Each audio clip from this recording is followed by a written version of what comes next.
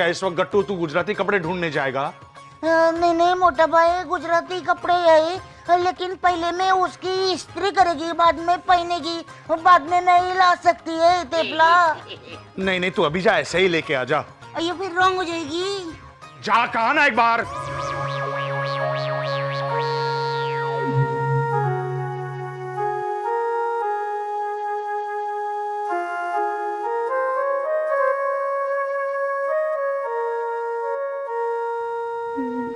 जाऊं? हाँ। अच्छा अच्छा। ए रुक, तो मेरा गुस्सा इस बेचारे पर क्यों उतार रहा है? गट्टू, तू अपनी लुंगी धोती की तरह पहन लेना, हा? फिर गुजराती में बोलना, आलो थेपला। तो रंग नहीं होगा। हाँ हाँ, मस्त आइडिया है। इनको सब मालूम है, सब लोग इनको काला खट्टा ऐसा ऐसा बोलते हैं ना, लेकिन वो रॉन्ग है। इनको तो बेस्ट मालूम है। हाँ, जो मैं या भी आती है तेपला। कोई कहो इनसे, हमेशा शराब में क्यों डूबे रहते हैं ये? क्योंकि चाह कर भी चुल्लू भर पानी में डूब नहीं सकता मैं। उतनी भी हैसियत नहीं है मेरी। जिंदगी में कभी भी कुछ बन नहीं पाया ना।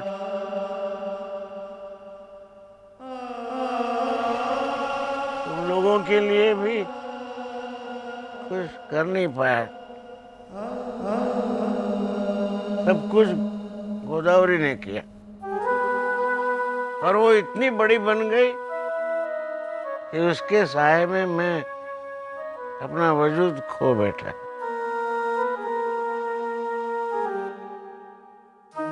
उसका बड़प्पन मैं बर्दाश्त नहीं कर पाता, इसलिए पीता हूं। कोई कहो इनसे कि अगर ये मानते हैं कि बात सचमुच इतनी महान है, तो ये ऐसा क्यों कह रहे हैं कि बा ने मैनिपुलेट करके सब हासिल किया है? जय श्री कृष्ण बापू जी, जय श्री कृष्ण मोटा भाई, जय श्री कृष्ण सुबोध भाई। साउथ इंडियन लुंगी की धोती बना दी मैंने, और मैं बन गया गुजराती गट्टू भाई। जय श्री कृष्ण। खाओ थेपला खाओ। बापूजी लीजिए थेपला खाइए। नहीं, पहले अरविंद को जवाब देने दे।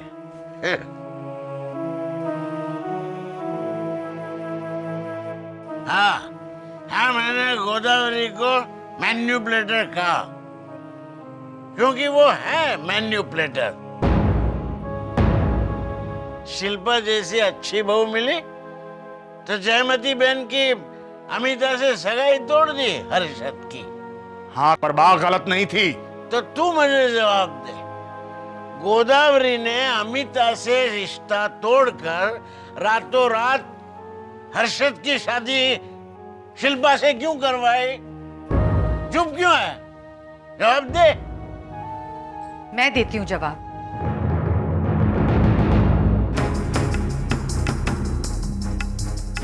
हाँ, तू बता। बताऊंगी, आप पहले खाना तो खा लीजिए। चलिए। बेला रही है मुझे। नहीं बापूजी, मैं सच कह रही हूँ। आज पूरी कहानी सबको पता चल जाएगी।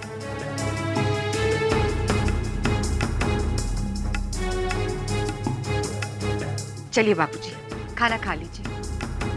मैं यहीं बैठी हूँ।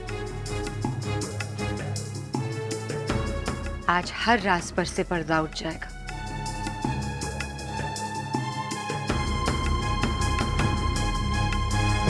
चल चल चल, जल्दी कर मीनाक्षी। शिल्पा बा और जयमती बहन की कहानी सुनाने वाली है। आप आगे जाइए ना भाभी, मैं बाद में आती हूँ। हाँ हाँ हाँ। भाई जरा पानी पिलाना। हाँ हाँ, एक मिनट। सुनिए, शिल्पा ने कहानी शुरू कर दी। भाई छोड़ो ना, क्या रखा है पुरानी बातों में। अरे सुनो मीनाक्षी, भाई वो मलय आया और बापूजी ने जो गड़बड़ की, उस चक्कर में मैं तुम्हें थैंक यू कहना ही भूल गया। नहीं मोटा भाई, तुमने क्या कमाल कर दिखाया सच्ची। तुम्हें पता है, मुझे मेरे बॉस ने फोन किया घर पे जाके, वो बहुत खुश थे। हाँ और कहा कि इस महीने के बेस्ट एम्प्लॉय के अवार्ड के लिए वो मेरा ही नाम सजेस्ट करेंगे। खूब भालो। जरा सोचो, इससे बा का कितना नाम होगा। उस अवार्ड फंक्शन में बा को कुछ नहीं मिलेगा। क्यों? वो डाकू रानी जयमती खुन्नस खा के बैठी है वहां पे। आज मिली थी दोपहर में, कोस रही थी बा को। मगर तूने तो उसे जवाब दिया ना। हाँ, पर वो शांत थोड़ी बैठेंगी। तो कोई उन्हें समझाता क्यों नहीं? अरे पर उन्हें समझाने के लिए हमें तो सच पता होना चाहिए कि नहीं? सबको आधा अधूरा पता है। अब 10 साल पहले क्या हुआ था वो बाकी अलावा और कौन जानता है?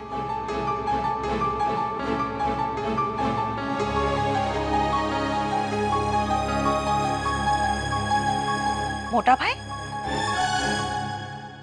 मैं कुछ नहीं बताऊंगा। मतलब आपको सच पता है? पता होगा तो भी मैं नहीं बताऊंगा।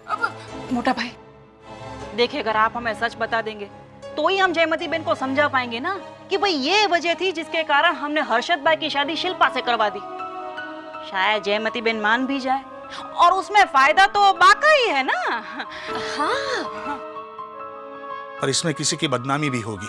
किसकी? वो मैं नहीं बताऊंगा। क्योंकि जयमती बेन ने खून किया था। क्या? ये क्या बोल रहा है तू गट्टू?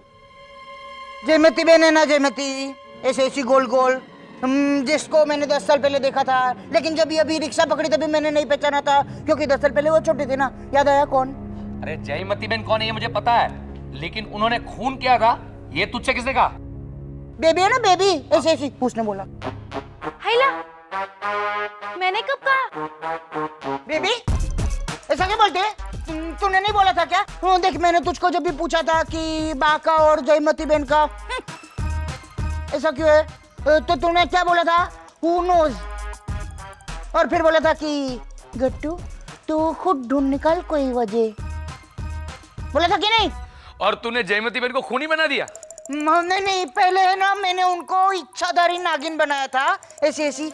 मैं तेरी दुश्मन दुश्मन तू मेरी, मैं नागिन हूँ अकेला मैं और फिर बा उनको नागिन बनते हुए देख लेती है और फिर शादी तोड़ देती है।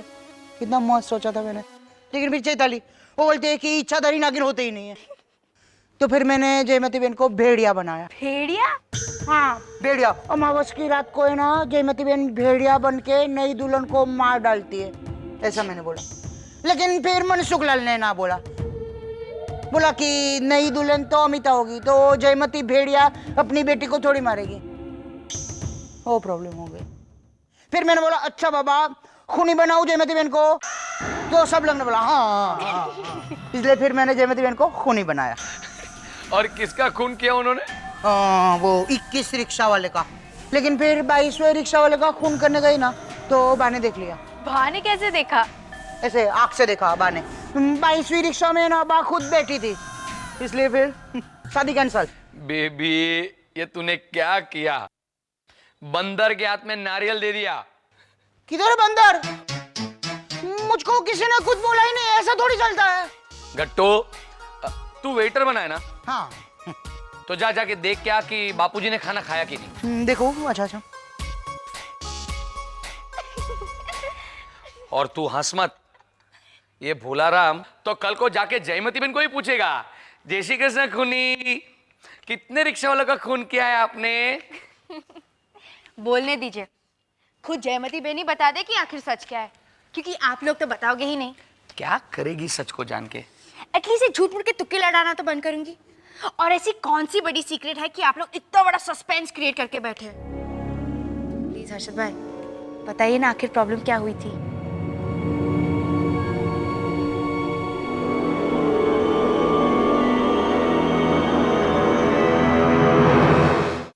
कि खाना खा लो बापूजी, फिर मैं आपको एक कहानी सुनाऊंगी। नहीं बापूजी, मैं सचमुच आपको बताने जा रही हूँ, ताकि आपके दिमाग से ये गलत फहमी हमेशा के लिए मिट जाए कि बा मैनिपुलेटिव है। जानता हूँ कि गोदावरी मैनिपुलेटर नहीं है, वो तो नशे के झोंक में कह दिया था सब। लेकिन अब नशा उतर गया है। नहीं बापूजी, आप फिर भी सुनिए। रहने दीजिए ना भाभी, अब नशा उतर गया है तो। नहीं सुबोध भाई, कल को फिर से बाबूजी के सर पर नशा सवार होगा और फिर से इन्हें लगेगा कि बा मैनिपुलेटिव है। इन्हें लगेगा कि हर्षद की सगाई अमिता से तोड़कर मुझसे कर दी तो बा ने कोई बहुत बड़ा मैनिपुलेशन किया है। ठीक है, बता दे। अगर बताना ही चाहते हो तो बता दो कि क्यों गोदावरी ने हर्षद की सगाई अमिता से तोड़कर तुम्हारे साथ कर दी। तो सुनिए, हर्षद और अमिता की सगाई के 1 महीने बाद जयमती बेन शादी का पहला कार्ड बा को देने अमिता के साथ यहाँ आई थी। आई थिंक मंडे का दिन था। उसी दिन गट्टू भाई को स्कूल से निकाला गया था। मोटा भाई ने छुट्टी भी ली थी।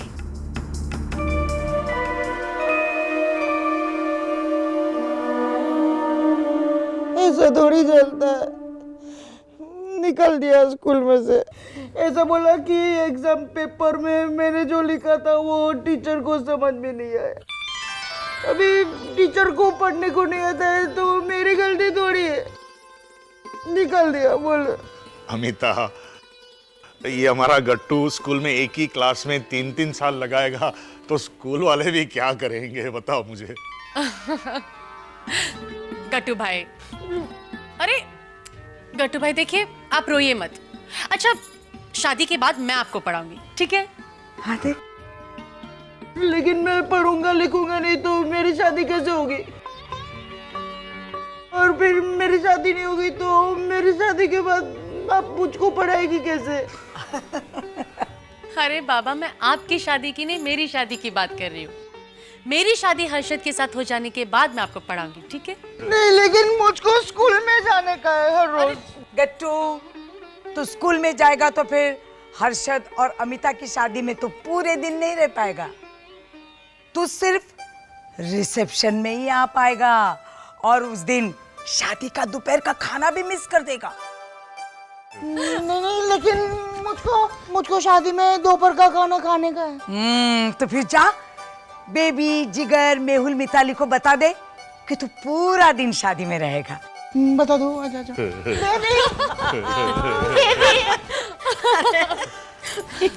ये प्रवीण भाई भी कमाल है। क्या हुआ? अरे मैंने उनसे कहा आप शादी में जरूर आना, तो मुझे कहते हैं कि सिर्फ 2 जन को आना है कि पूरे परिवार को आना है। उसकी बातों पर ध्यान मत देना, वो बदमाश तो मजाक करता ही रहता है। मैं जानती हूँ वो मजाक था। मम्मी, शादी के बाद जब आप मुझे मिलने आएंगी ना तो मैं भी आपकी ऐसे ही खिंचाई करूंगी। लो, ये तो अभी से आपकी हो गई। अरे कुछ दिन तो मेरी बेटी बन के रहे। अच्छी गोदावरी बहन, हम लोग चलते हैं, अभी शादी के कार्ड बांटने हैं। हाँ। वो अमिता के पापा हमारी राह देख रहे होंगे। चलो मम्मी। अरे अमिता जी, मैंने तेरे लिए गहने लिए, वो तुझे अच्छे लगे ना? आपकी पसंद कभी बुरी हो सकती है बा? अच्छा बा, मैं क्या कह रही थी, लीला भाभी का गोल्ड सेट देखा, उसकी इयररिंग थोड़ी सी ठीक नहीं है। हम लोग कल जाके बदल के आएंगे, ठीक है? अच्छा गोदावरी बहन, मैं निकलती हूँ, इसे आप यहीं रख लीजिए। शादी के दिन आप ही लेके आना, शादी करवा के विदा करके फिर भेज देंगे। हाँ चलो। हाँ हाँ, चल रही हो। जय श्री कृष्ण बा। जय श्री कृष्ण बेटा। जय श्री कृष्ण। जय श्री कृष्ण।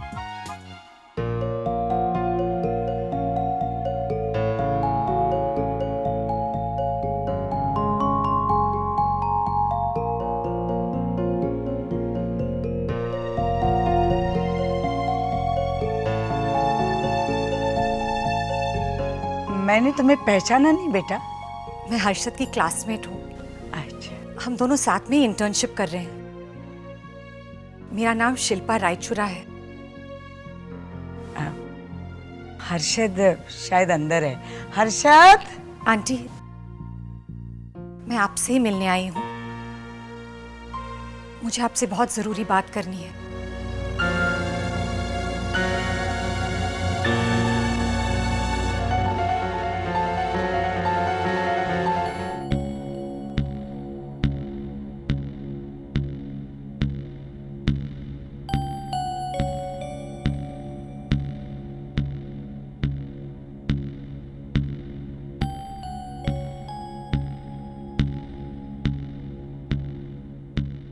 देखो बाप, कोई बहस नहीं करेगा। अरे पहले बहस शुरू तो होने दीजिए, फिर आप बोलिए। प्रवीण, अरे पर कहा ना कोई बहस नहीं करेगा।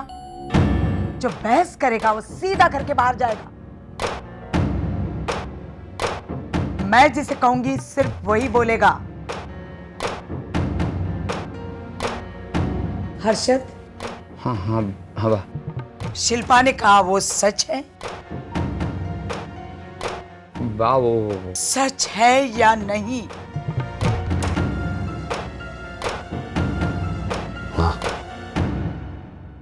हाँ, पर हमें भी तो बताइए कि इसने क्या कहा। हम इंटरवल के बाद आए हैं ना। हाँ, प्रवीणा, तेरे जोक्स बीच में आए ना तो बहुत बुरा होगा। ये बहुत गंभीर मसला है। ओके, लेकिन आपने हमें सलाह मशवरे के लिए बुलाया है ना, तो मामला क्या है वो तो बताइए।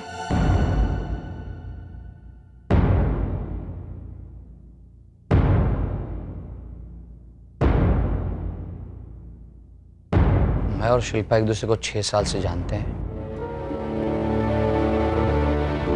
एक दूसरे को पसंद करते हैं और हमारा रिश्ता दोस्ती से कुछ ज्यादा है।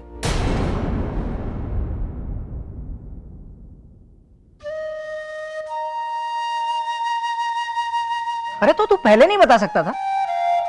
तेरी सगाई हो चुकी है, 1 महीने में शादी होने वाली है। हर्षद का कसूर नहीं है।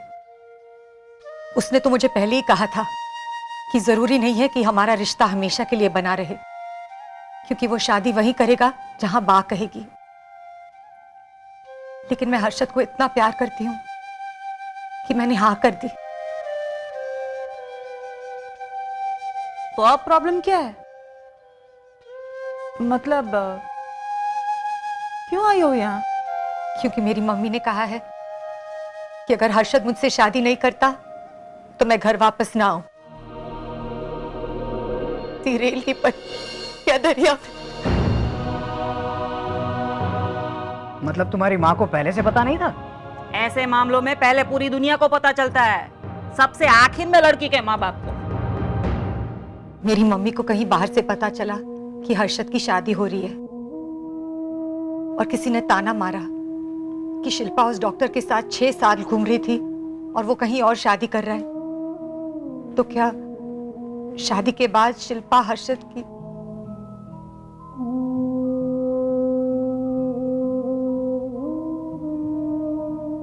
मेरी मम्मी का सर शर्म से झुक गया। अब अगर मेरी शादी हर्षद से नहीं होती, मेरी मम्मी।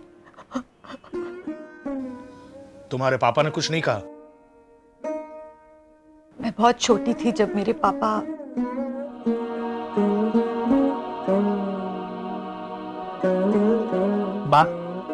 मुझे लगता है इस लड़के की शादी हमें हर्षद से करवा देनी चाहिए। अरे क्या शादी करवा देनी चाहिए?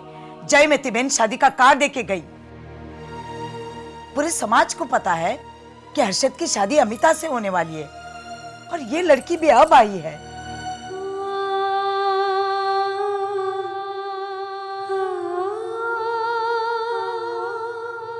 मैं मानती हूँ कि मुझे आने में बहुत देर होगी, लेकिन मैं सचमुच नहीं जानती थी कि मेरी मम्मी। मैंने तो उनसे कहा भी था कि मैं उनके पसंद के लड़के के साथ शादी करने के लिए तैयार हूं, लेकिन वो समझने को तैयार ही नहीं है। उन्होंने कहा कि बात बहुत फैल चुकी है, कोई लड़का आगे नहीं आएगा मेरा हाथ पकड़ने। इसीलिए उन्होंने मुझे घर से निकाल दिया कि जहां जाना है। अब मैं क्या करूं? रो मत बेटा, रो मत। ये बैठ।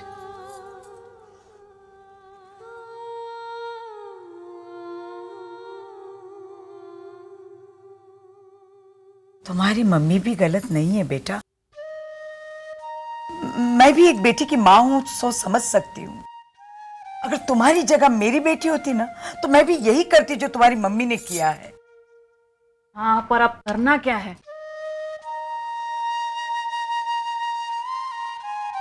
अरविंद, तू क्या कहता है?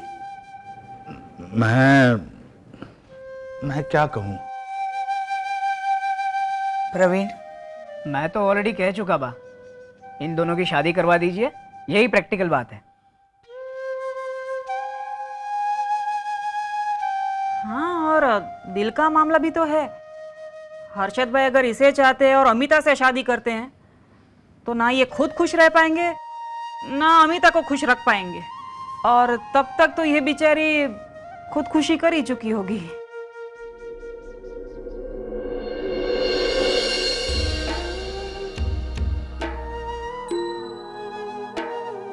हर्षद तूने पहले क्यों नहीं बताया? पहले बताया होता तो ये नौबत नहीं आती।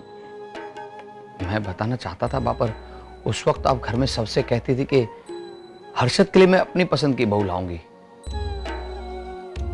और मैं आपका दिल दुखाना नहीं चाहता था, इसलिए। लो, कोई कुछ बोले उससे पहले ही आप बोल देती हैं कि जो बहस करेगा सीधा घर से बाहर जाएगा। अब आदमी बोले तो कैसे? बस